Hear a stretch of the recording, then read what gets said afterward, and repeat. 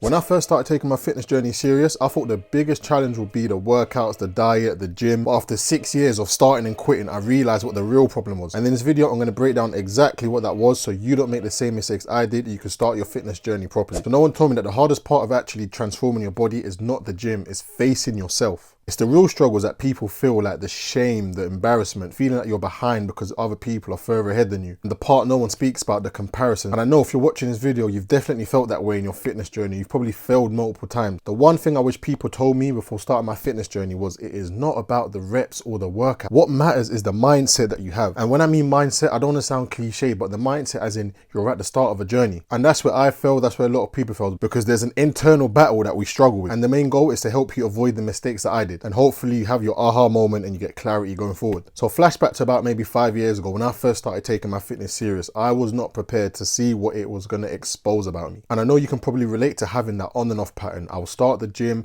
I'll take it serious for 5 days, 6 days, maybe even a week or two, and then I'll quit. I had real issues with inconsistency, not taking it serious. And also I'll probably say the biggest thing is feeling behind and looking at other people your age, especially being in your 20s.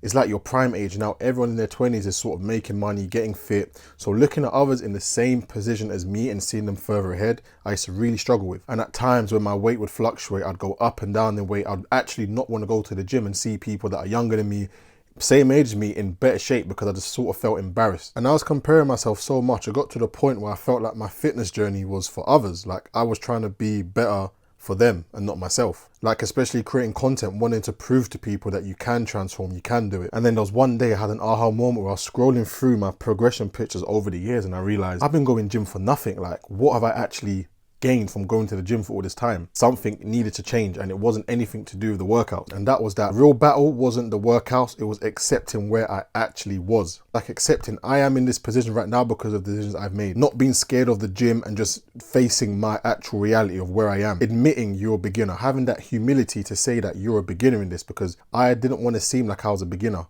when there's people that have been maybe training harder than or going gym longer than that were further ahead. The thing is, once you're honest with yourself, you feel a huge relief. You just feel so good about yourself because then there's no pressure. Once you know where you are, this is where you're at, you put no pressure, you actually have nothing to lose, because what do you have to lose when you're starting from zero? You have nothing to lose, you have all to gain. And it was when I saw it like that is when I realized, okay, I can actually make progress now because there's nothing to prove. I have nothing to prove to anyone. And lastly, it was that everyone starts somewhere. Even the people that are further ahead, they were in the position that I was in, or probably even worse. We're all human beings. So after having that moment and realizing there was actually stuff I needed to improve on mentally, here's the things I implemented to actually help kickstart and stay consistent with my fitness journey. So firstly, you don't need perfect sessions. You just need to keep turning up. Bad workouts still count. Like it's the effort that is what adds up. It doesn't matter if you had 2 bad workouts in a week. You have to still go because it's the effort, overtime, compound interest, it all adds up. And those low energy days where you don't feel good, you have no energy, those are what builds your identity. It's not the good days, it's the low days. So you need to make sure even if you're feeling low, you need to still turn up. And progress equals frequency, not perfection. So don't look at it as you're trying to make progress to get perfect. And the next thing I implemented is training for confidence and not looks. Chasing aesthetics burnt me out, but chasing confidence is what kept me actually going. Like think about it, chasing aesthetics, that's a slow burn. It's going to take you so much more longer to achieve and feel good. But confident is like an immediate feeling. You're going to want that feeling again, and you're going to go the next day and the next day and the next day. And a byproduct of that is going to be the aesthetics. Also completing workouts, that's what builds trust. You build trust in yourself. Every time you go to the gym, every time you do cardio, you're building trust in yourself. You're telling yourself, yes, I can actually do it. Feeling proud is way better than looking good. Like I said, looking good is always going to be a byproduct, but feeling proud is an internal win. The feeling is way better than how you're going to look. Okay, the third thing was only comparing myself to last week. Like comparison killed my journey every single time more than any bad habit that I had. Like I would compare myself to people that were advanced or maybe been training for like 10 years, 5 years at the time when I was a beginner. That is unfair on myself, and that's unfair on you if you're comparing yourself to people like that, because what have you done to compare yourself? You haven't earned it. So you're just putting yourself in a position where, again, you're in a lose-lose situation. So you need to not compare yourself to people ahead of you and compare yourself to your competition last week, who is you. Also, having 1% goals, which gives you small wins, is what keeps you going over a long period of time, because it's way harder to set yourself big wins every single day.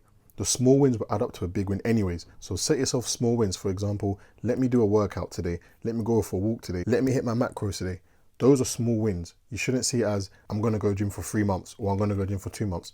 it's so far ahead, you're just probably gonna fail. And the final thing was swapping motivation for momentum. Think about it, motivation fades. Like, not everyone is always motivated, but momentum is actually what keeps you consistent. When you roll a ball down a hill, momentum is what keeps it going. It doesn't have to stop and start.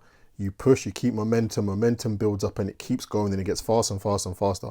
That's how you have to look at it, as you want to build momentum and then you'll keep on going. Motivation will let you down, yeah, that's temporary. You can't look for motivation because you're just going to be disappointed. You build up your small habits, yeah, and create a snowball effect. You have loads of small habits, it snowballs, it rolls, like I just said with the hill theory.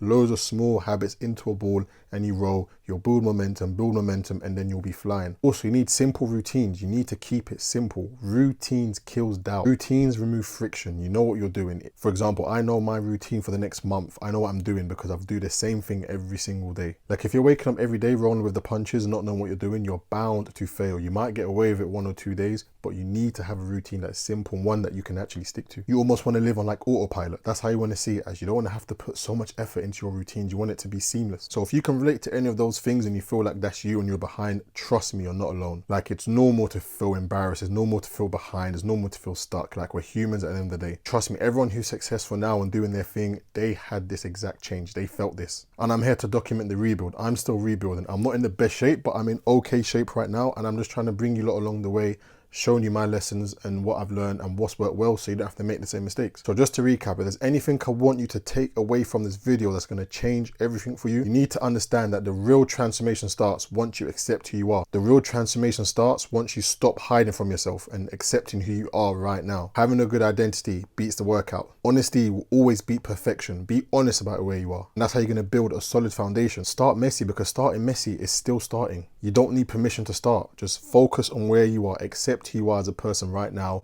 Remove all the background noise and just go. And that is it for the video. I hope you guys can apply these things into your fitness journey and in life in general. And if you've been struggling with consistency, then my next video, I'm going to break down exactly what I did to finally build consistency in my fitness journey.